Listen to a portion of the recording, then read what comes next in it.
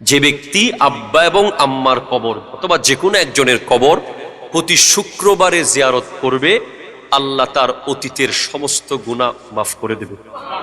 বাপ যদি কিছু করতে নাও পারে, কোনো চাকরি করে না, কোনো ব্যবসা করে না, বসে বসে শুধু খায়, বিছানায় পায়খানা প্রস্রাব করে, কিচ্ছু করে না, এরপরেও বাপ যদি সন্তানের মাথার উপরে হাতটা রেখে বলে, ফুত আমি আসি,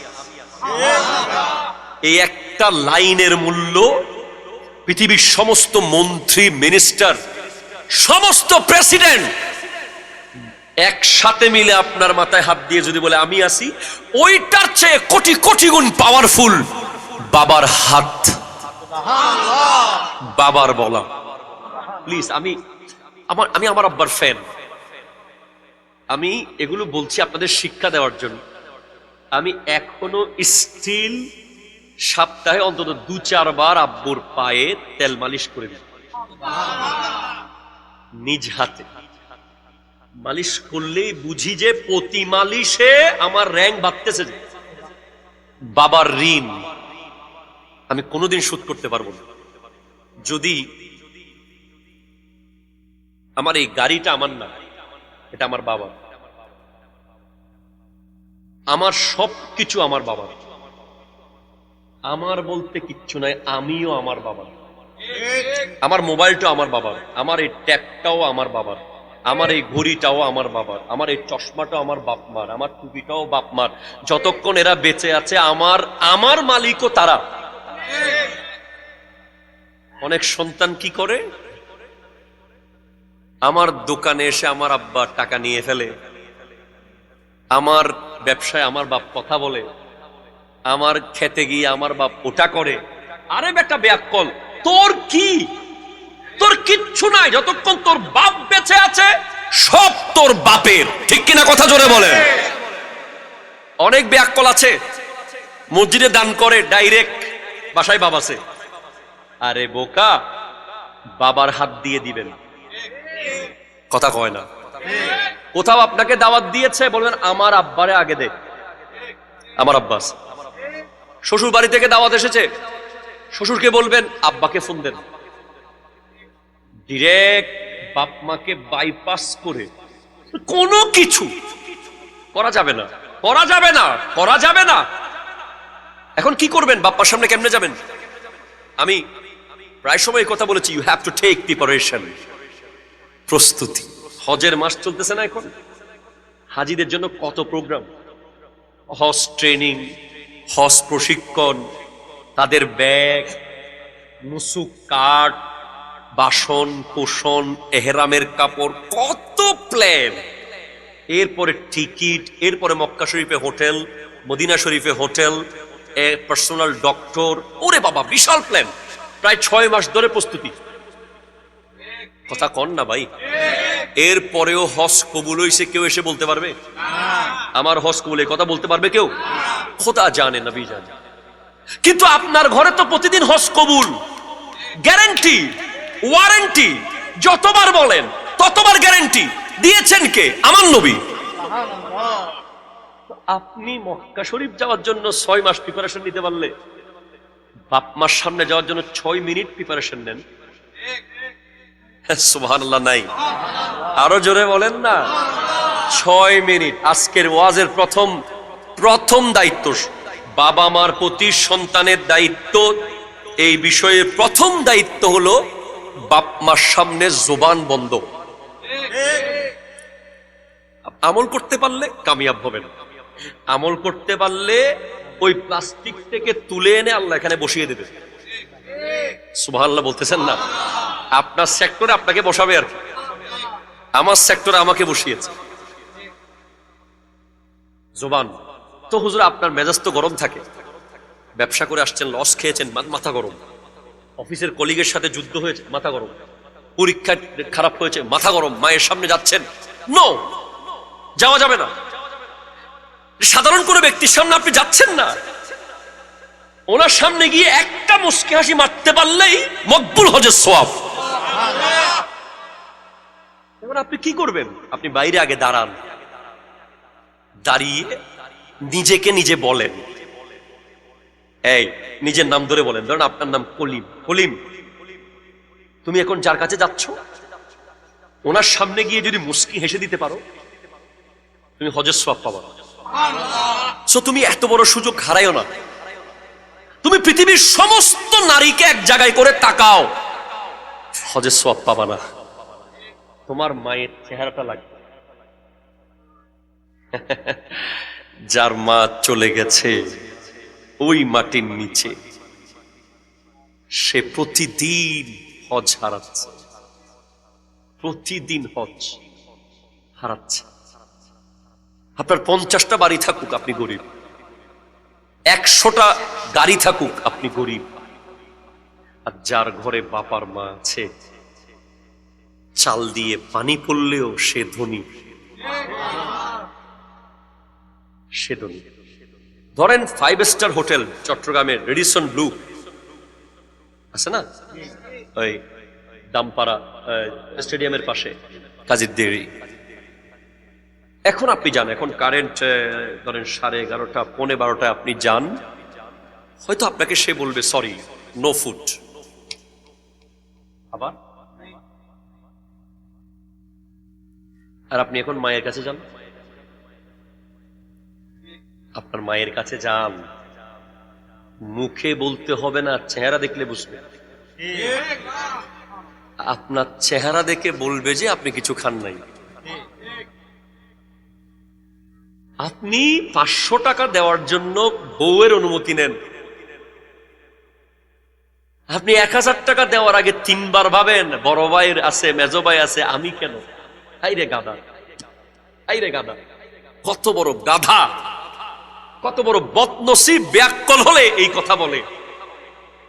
আপনি 500 টাকার নোট, 1000 টাকার নোট বাবা মাকে দিতে 10 বার ভাবেন, আর রেডিসন ব্লুর ওয়েটার মাস্টার্স পাস বলে 2-4টা ইংরেজি বলেছে আপনার সামনে, sir what about our food, please give hour star in Facebook page, দিয়ে দিয়ে আপনি বলছেন বাপরে বাপ মাস্টার্স পাস, কচ করে 1000 টাকার নোট বের করে দিয়ে দিলেন।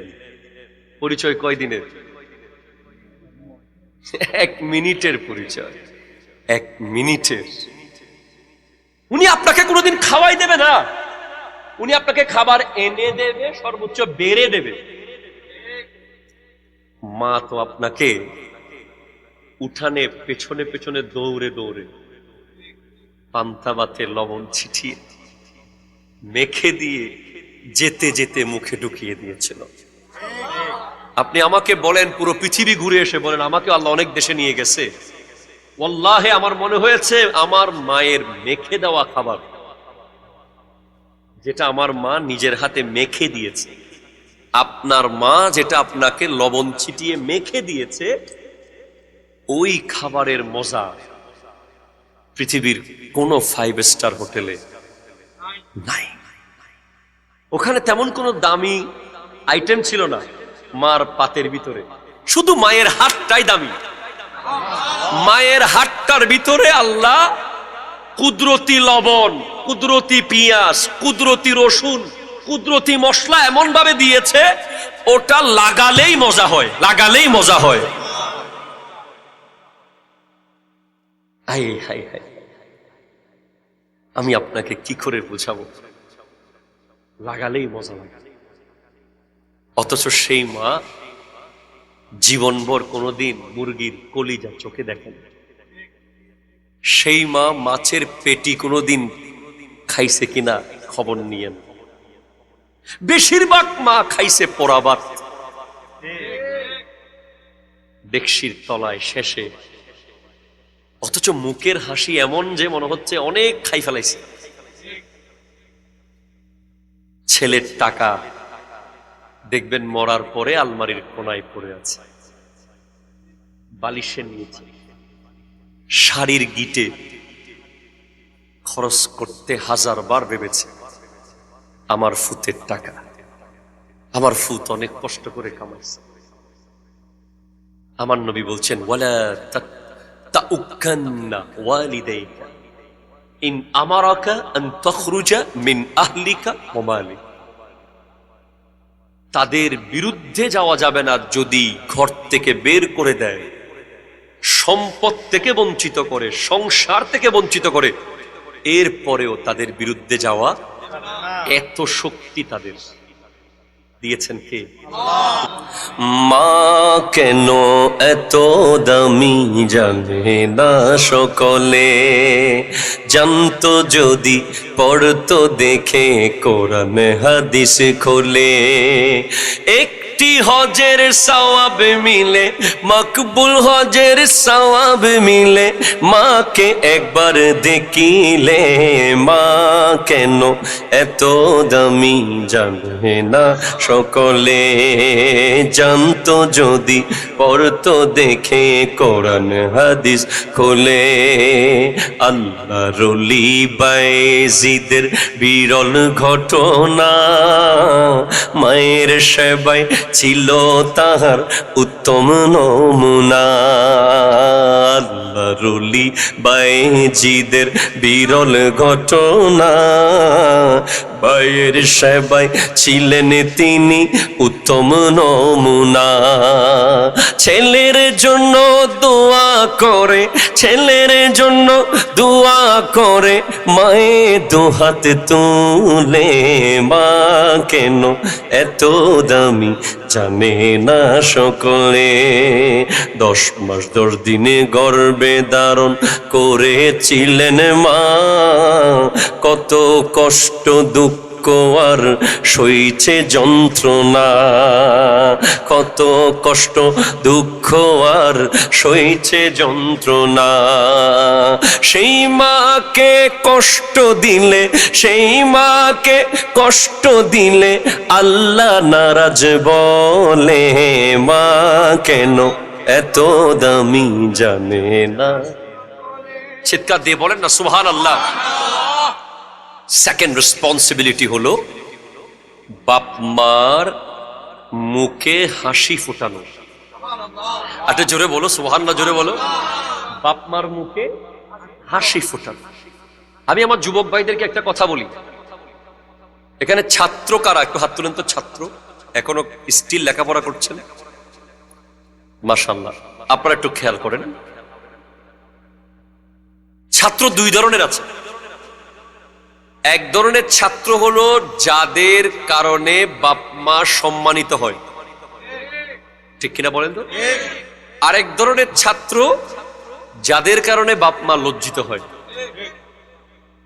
আমি মনে করি ওই ছাত্র সফল, ওই MA পাস সফল, যে MA পাশের ক্লাস 7, 8 যখন থেকে বুঝ হয়েছে তখন থেকে MA পর্যন্ত তার কোনো বিচারের জন্য বাপ মাকে মাদ্রাসায় যেতে হয় নাই, ঠিক কিনা বলেন তো?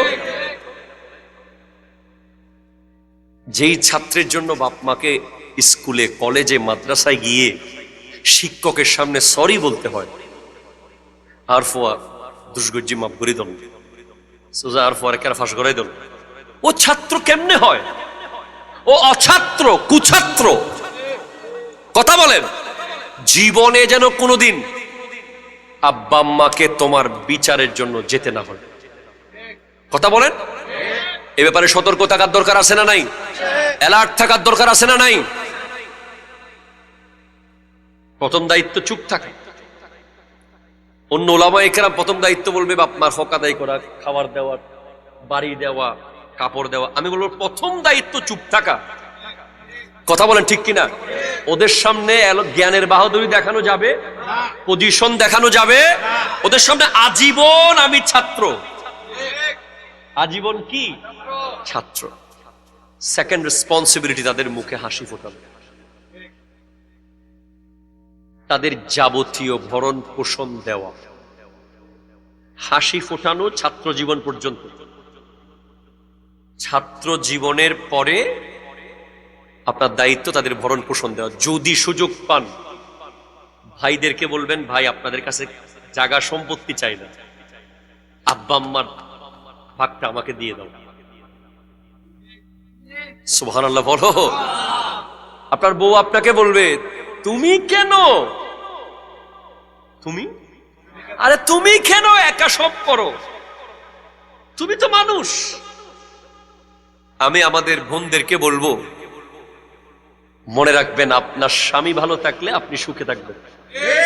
আর আপনার স্বামী ভালো থাকার মূল কারিগর বাপমা। বাপমা রাজি তো স্বামীর ইনকাম বরাবর, ঠিক কিনা জোরে কথা বলেন। স্বামীর সুস্থতা বরাবর, ইজ্জত বরাবর। ওরা যদি নারাজ হয়ে যায় আপনিও সুখে থাকতে পারবেন না। এই চেইনটা বুঝিয়ে দিবেন দুজনকেই। মাকেও বুঝতে হবে, ছেলের বউ যদি গন্ডগোল করে ছেলে তো শান্তিতে কাজ করতে পারবে না, অফিসে ঠিক থাকবে না, ব্যবসায় ঠিক থাকবে না, প্রবাসে ঠিক থাকবে না। তাই ছেলের বউটাকে আমি নিজের মেয়ে মনে করি। মা যদি ছেলের বউকে নিজের মেয়ে মনে করে, ছেলে মানসিকভাবে সুস্থ থাকবে, সে গোটা দুনিয়া কাঁপাইতে পারবে। এখন যদি মিনিটে মিনিটে ফোন আসে, আমি পারতেছি না, আমাকে জ্বালাচ্ছে, তোমার মাকে দিয়ে হচ্ছে না, তাদেরকে নিয়ে যাও, আমি পারবো না, এখন ও কাজ করতে পারবে ছেলে? তাহলে দুজনকেই, বিবিকে মনে রাখতে হবে, তার মা যদি দোয়া করে সে ঠিক থাকবে, সে ঠিক থাকলে আমি ঠিক থাকবো। আর মাকে বুঝতে হবে, বউ যদি ভালো থাকে ছেলে টেনশন মুক্ত থাকবে, আমি ছেলের বউকে যত্ন করি। এটা খুব জরুরি, খুব জরুরি। এরপরে ভাগ করবেন না, কোনোদিন ভাগ করবেন না বাপ মাকে। অনেক ভাই আছে ফেব্রুয়ারি মাস শেষ আর প্যারাসিটামল কিনতেছে না। প্যারাসিটামল দাম কয় টাকা? 1 টাকা। কয় মার্চের 1 তারিখ থেকে তো বড় ভাইয়ের বাগে। আরে বিয়াক্কল, তুই তো 1 টাকা দিয়ে বেহেস্ত নিতে পারতি, পারস নাই, হাতছাড়া হয়ে গেছে। কোনদিন বড় ভাই জানুয়ারি, সেজো ভাই ফেব্রুয়ারি, মেজো ভাই মার্চ, এই ভাগ কোনদিন করতে যাবেন না। বলবেন যে ভাই রে, যতদিন আমার তৌফিক আছে আমারে সুযোগ দে। এই ব্যাপারে স্বার্থপর হবেন, বাপ মাকে নিয়ে ফেলা, সুবহানাল্লাহ হদ্দে। আর ওরা যদি বলে আরো দিন করিব, ঠিক আছে, অসুবিধা নেই, কিন্তু সারা জীবন কার বাগে? আমার বাগে। আল্লাহ বুঝার তৌফিক দান করুক, আমিন জোরে বলেন। মা ওই ফাটা ফাটা ট্যাং, মুড়ি ফেটে গেছে, ছেলের টাকা খরচ হবে এই জন্য ক্রিম কিনে নাই, কিনে টাকা বাঁচাইছে। ওই ফাটা ট্যাংটা মাঝে মধ্যে দেখিয়েন, ওইটার নিচেই আপনার ব্যস্ত লেখা আছে বাপ। Father is a one man army. একটা দেশের একটা সেনাবাহিনী, একটা সেনাপতি বাবা। প্রত্যেক সন্তানের জন্য তার বাবা হলো বিশ্বের শ্রেষ্ঠ পুরুষ। কতবার বলেছে চাকরি ছেড়ে দিব, ন হয় খেয়াল করি শোন না। অফিসের বসের বকা, পরিশ্রম, কষ্ট, আন্নফারিস হারে তো যেতেন নর, রাত্রে বাচ্চাদের চেহারা দেখ, আমি না গেলে সংসার কে চালাবে, আমার মেয়ের বিয়ে খেয়ে দেবে, আমার ছেলের পরীক্ষার ফিস খেয়ে দেবে। আবার ফজরে ঘুম থেকে উঠে কুয়াশার ভিতরে ব্যাগটা হাতে নিয়ে রাস্তার কাছায় কাছায় যিনি 30 বছর ধরে যাচ্ছে, উনি বাবা। যিনি সন্তানের জন্য মাটি কাটতে লজ্জা পায় না, যিনি সন্তানের জন্য রিক্সা চালাতে লজ্জা পায়, যিনি সন্তানের জন্য মানুষের দুয়ারে ভিক্ষা চাইতে লজ্জা পায় না, ওরকম শক্তিশালী ব্যক্তি হলো বাপ। আমরা মাদের সাথে অনেক কাছাকাছি থাকি, কিন্তু বাবাদের অন্তর, বাবাদের মোহাব্বত আমরা সহজে উপলব্ধি করতে পারি না, বাবার কাছাকাছি আমরা যেতে পারি না। আজকের দিনে আপনি দেখবেন আপনার অনেক টাকা, পাঞ্জাবি কিনে দেওয়ার বাপটা কিন্তু পৃথিবীতে নাই। আপনার অনেক টাকা, শাড়ি কিনে দেওয়ার জন্য মাটা পৃথিবীতে শেষ। আল্লাহ আমাদেরকে বোঝার তৌফিক দান করুক। আমার আল্লাহ কোরআনুল কারীমে 3টা জোড়ার কথা বলেছেন, 3টা জোড়া, সুবহানাল্লাহ বলেন। এই জোড়াগুলো হাদিস অনুযায়ী একটা ছাড়া একটা চলবে না, জোড়া জোড়া চলবে। একটা জোড়া হলো আতিউল্লাহ ওয়া আতিউর রাসূলা, আল্লাহর আনুগত্য করো, রাসূলের আনুগত্য করো। কেউ যদি শুধু আল্লাহর আনুগত্য করে, রাসূলের না করে, ওই আনুগত্য আল্লাহ কবুল করবে না। সেকেন্ড জোড়া আকিমুস সালাতা ওয়া আতুজ যাকাত, নামাজ কায়েম করো, যাকাত আদায় করো। অনেকে নামাজ পড়ে যাকাত দেয় না, যাকাত ফরজ হয়েছে যাকাত দেয় না, ওই নামাজ কবুল হবে না। অনেকে শুধু যাকাত দেয় বছরে বছরে, মসজিদে আসে না, আসে না নাই, মাফি ফায়দা, কবুল হবে না। 3 নম্বর জোড়া হলো আনিশকুরলি ওয়ালি ওয়ালিদাইকা, আল্লাহ শুকরিয়া করো, বাবা মার শুকরিয়া আদায় করো। অনেক ব্যাককল বলে আর বাপে কি দিগেই দে, আরো জোরে বলেন, সবাই বলেন। এক ব্যাককলকে দেখলাম বাবার কবরে গিয়ে, আরে বদনসিব, কবরের বেড়াটা ভেঙে ফেলতেছে। কি দিয়ে গেছস, আমগরে ফকির বানাই গেছস। আহা, আপনার বাপ যদি আপনাকে 1 করা জমিও দিয়ে না যায়, আপনাকে যদি আপনার বাপ মা 1 টুকরো রুটিও দিয়ে না যায়, এরপরও আপনি আপনার বাবার কাছে আজীবন ঋণী, কারণ উনি আপনাকে এই দুনিয়া দেখিয়ে আখিরি নবীর উম্মত বানিয়ে দিয়ে গেছে। আপনার আব্বা না থাকলে আপনি নিজেকে কিয়ামতের মাঠে এই নবীর উম্মত দাবি করতে পারতেন না। হাই হাই হাই, আপনি হাসরের মাঠে গেলে বুঝবেন আপনি কে, এখন বুঝবেন না। হাসরের মাঠে যান, দেখবেন সব নবীর উম্মতরা চুপ করে আছে, আর আপনার নবীর শান চলতেছে। সব নবী বলবে যে ইযহাবু ইলা গায়রি, অন্যদিকে যাও, অন্য কারো কাছে যায়, আর আপনার আমার নবী বলবে আনা লাহা, আমার কাছে আসো। তখন আপনি বুক ফুলিয়ে বলবেন আন নবী ইবে ইবে, আন নবী আইবের উম্মত। দুনিয়ার সবাই সম্পর্ক ছিন্ন করবে, দুনিয়ার সবাইকে আমার বলা যায় না। নিজের আপন ভাই কেউ ওর সময় আমার বললে পরিচয় নাও দিতে পারে। সারা জীবন বন্ধুত্ব ছিল, ব্যবসায়িক পার্টনার, গরিব হয়ে গেছেন, এখন পরিচয় আমার বন্ধু বললে চিনে না। ঠিক কিনা কথা বলেন না? আমার এসপি চিনে না, আমার ওসি চিনে না, আমার ডিসি নাও চিনতে পারে।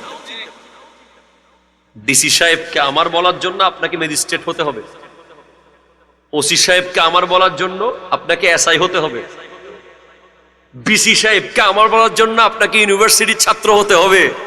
আর নবীকে আমার নবী বলার জন্য আপনাকে কিছুই হতে হবে না। আপনি এই জমানায় জন্মগ্রহণ করেছেন, এজন্য আপনি বলতে পারবেন উনি আমার নবী। এই কন্ট্রিবিউশন আপনার আব্বা আর আম্মার, এই জন্য ওনাদের কাছে আমরা ঋণী। আমার নবীকে জিজ্ঞেস করা হয়েছে আইয়ুল আমালে আহাব্বু ইলাল্লাহি তাআলা, সুইলা রাসূলুল্লাহি সাল্লাল্লাহু আলাইহি ওয়াসাল্লাম আইয়ুল আমালে আহাব্বু ইলাল্লাহি তাআলা, ওগো নবী একটু বলুন না আল্লাহর কাছে সবচেয়ে প্রিয় আমল কি? কোন কাজগুলোকে আল্লাহ বেশি পছন্দ করে? 1 নম্বরে আমার নবী বলেছেন আসসালাতু লিওয়াক্তিহা, অন টাইম মসজিদে যাওয়া। আজান দিছে, দুনিয়া সব স্টপ, মসজিদে যাব। মসজিদে যাওয়া পছন্দের না, অন টাইম যাওয়া। আপনারা দেখবেন যে অনেক মানুষের প্রচুর নামাজ পড়ে কিন্তু জীবনে কোনো পরিবর্তন, নামাজ ঠিকই পড়ে, আপনি দেখবেন তার জাস্ট টাইম নামাজ পড়ে না। সে জোহরের নামাজ আসরের টাইমে, আসরের নামাজ মাগরিবের টাইমে, মাগরিবের নামাজ এশারের আগে আগে। কথা কয় না, কথা কয় না। এই সমস্ত ব্যক্তিদের লাইফে বারাকা আসে না। আল্লাহর সবচেয়ে প্রিয় আমল হলো আপনি আল্লাহকে সবার চেয়ে বেশি গুরুত্ব দিয়েছেন। যখন আজান করেছে আপনি দুনিয়ার সব কিছুকে গৌণ করে আল্লাহর জন্য যখন মসজিদে চলে গেছেন, আল্লাহর পছন্দ হয়ে গেছে যে আমার বান্দা দুনিয়ার সবার চেয়ে বেশি আমি আল্লাহকেই গুরুত্ব দেয়, সম্মান করে, আমাকে ভয় পায়, তাই আমার কাছে এসে গেছে। এন্ড সেকেন্ড হলো বিররুল ওয়ালিদাইন, বাবা মার সাথে উত্তম আচরণ। সেকেন্ড নামাজের পর। থার্ড ওয়াল জিহাদু ফি সাবিলিল্লাহ, আল্লাহর রাস্তায় জিহাদ করা। তাইলে বাপ মার খেদমত আগে না জিহাদ আগে? জোরে কইতেছেন না কেন আপনি? বদরের পরে বাপ মার খেদমত আগে, উহুদের পরে বাপ মার খেদমত আগে, খন্দকের পরে বাবা মার খেদমত আগে, দুনিয়ার সমস্ত জিহাদ ইসলামের জন্য পরে বাপ মার খেদমত। এটা জয়নুল আবেদিন বলে নাই, নবীজি বলেছে। শেষ কথা। আচ্ছা একটা কথা বলেন, ধরেন সাহাবী, একজন সাহাবীর হওয়ার জন্য এই মুহূর্তে কত কোটি টাকা দিতে পারলে হতে পারবেন? ধরেন কোন টাকার অ্যামাউন্ট নির্ধারণ করা যাবে সাহাবী হওয়ার জন্য? সুযোগই তো নাই। যদি বলেন যে আমি নালন্দার জমিন যতগুলো অত পরিমাণ টাকার বস্তা কোন এক জায়গায় দেব, আমাকে একটু সাহাবী হওয়ার সুযোগ করে দেন, সুযোগ আছে? মান লাকিয়ান নবী সাল্লাল্লাহু আলাইহি ওয়াসাল্লাম ওয়া মাতা আলাল ঈমান, যিনি নবীজিকে কপালের চোখে দেখেছেন আর ঈমানের উপর ইন্তেকাল করেছেন, উনি সাহাবী। সুবহানাল্লাহ, ইয়া রাসূলুল্লাহ। আর যদি 1 মিনিটেরও হয়, উনি 1 মিনিট, কয় মিনিট? এই 1 মিনিট আগে উনি ঈমান এনেছেন নবীর সামনে, 1 মিনিট পরে মরে গেছেন, নামাজ, রোজা, হজ, যাকাত, জিকির, আজকার, দরুদ, সালাম কিচ্ছু করতে পারেন নাই, শুধু নবীজির চেহারা দেখে কালিমা পড়ে মারা গেছেন। উনার মূল্য গাউসুল আজমের উপরে। সুবহানাল্লাহ, ইয়া রাসূলুল্লাহ। গরিব নওয়াজের উপরে, পৃথিবীর সমস্ত ওলিদের উপরে। সুবহানাল্লাহ। শুধু ঈমানের চোখে নবীকে দেখা। সুবহানাল্লাহ। এই সার্টিফিকেট কি সহজ? বলেন সহজ সার্টিফিকেট এটা? গোটা দুনিয়া দিলেও তো এটা পাওয়া যাবে না। আমার নবী যদি জিন্দা নবী রওজায় আছেন, যদি নবীজি আবার দুনিয়াতে উঠেন, আবার সশরীরে আসেন, আবার দেখা যায়, তাহলে সম্ভাবনা আছে। এছাড়া আর কোনো সম্ভাবনা? আইরে মা, মা তোমার শান কোথায়? ওয়াইসুল করণী সাহাবার সনদ নেন নাই মায়ের জন্য। সুবহানাল্লাহ, নহরি তারা ন বুঝে দে, সুবহানাল্লাহ হম হদ দে। হযরতে ওয়াইসুল করণী নবীজির আমলে পৃথিবীতে ছিলেন, করণ শহরে ছিলেন, গেলেই নবীজিকে কপালের চোখে দেখতেন। যতবার যেতে চেয়েছেন স্বপ্নে নবী বলেছেন তোমার মা একা, আমাকে দেখতে আসিও না, তোমার মা একা। কত দামি জিনিস! কয় কোটি 500 টাকার নোট দিলে একটা সাহাবী সনদ হবে, কয় হাজার কোটি স্বর্ণের বার দিলে একটা সাহাবা হবে। ওয়াইসুল করণী সেই সার্টিফিকেটটা নেন নাই। আমি সাহাবা হতে পারলাম না। কেন পারোনি? মায়ের সেবা করার জন্য। তো তোমার মূল্য কত হলো? হযরত ওমর, হযরত আলী রাদিয়াল্লাহু তাআলা আনহুমা ছোটখাটো সাহাবা? ছোট মনে হয়? মেজো, সেজো, সবচেয়ে বড়দের মধ্যে অন্যতম 2 জন। একজন ওমর, যিনি 40তম মুসলমান পৃথিবীতে, যিনি রাস্তা দিয়ে হেঁটে গেলে শয়তান আরেক রোডে হাঁটত, যিনি 22 লক্ষ বর্গমাইলের শাসক ছিলেন, বালির উপরে শুয়ে ইটের উপর মাথা দিয়ে সেরা কাপড় পরে 22 লক্ষ বর্গমাইল শাসন করেছেন হযরত ওমর। উনি আর মৌলা আলী, যিনি খাইবরের দরজা 40 মণ এক হাতে আলগাই ফেলাইছেন, যিনি বিশ্ববিখ্যাত ইলমের শহরের দরজা। আমার নবী বলছেন আমি এলমের শহর, জ্ঞানের শহর, আলী তার দরজা। আনা মদিনাতুল ইলম ওয়া আলীউন বাবুহা। নবীজি বলছেন আনা দারুল হিকমাহ ওয়া আলীউন বাবুহা, আমি হিকমতের কামরা, আলী তার দরজা। এই দুজনকে আমার নবী বলেছেন তোমরা একটা লোক পাবা বাড়িকরণ,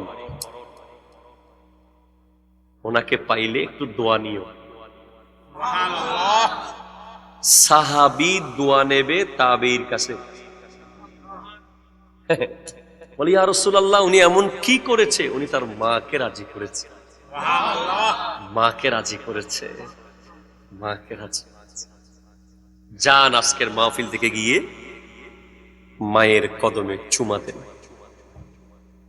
যত পারেন চুমা দেন। যারা হারিয়ে ফেলেছেন, কবরে চলে গেছে, তাদেরও সমাধান আছে। আমার নবীর কাছে এক সাহাবী এসে বলে, ইয়া রাসূলুল্লাহ, আমি একটা মান্নত করেছি। মান্নত কি? মান্নত, আমার এই কাজটা হলে আমি জান্নাতের গেইটে চুমা দেব। এখন আমার কাজ হয়ে গেছে নবী, আমি জান্নাত কোথায় পাই পৃথিবীতে? তুমি এটা কি মান্নত করলে, আজব মান্নত। বলে ইয়া রাসূলুল্লাহ, একটু বলেন, আমি জান্নাতের গেইটে চুমু দিতে হবে। বলে যাও, তোমার বাবার কপাল জান্নাতের দরজার উপরের চৌকট, আর তোমার মায়ের কদম জান্নাতের দরজার নিচের চৌকট। ওই দুই জায়গায় চুমু দিলে জান্নাতের দরজায় চুমু দেওয়া হয়ে যাবে।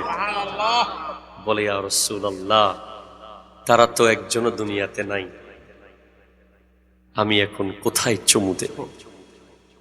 বলে যাও, তাদের কবরে গিয়ে বাবার পায়ের দিকে একটা চুমু দাও, মায়ের মাথার দিকে একটা চুমু দাও। জান্নাতের গেইটে চুমু দেওয়া হয়ে যাবে। একটু চোখটা বন্ধ করে দেখেন, যার ঘরে ঘরে বাপ মা আছে,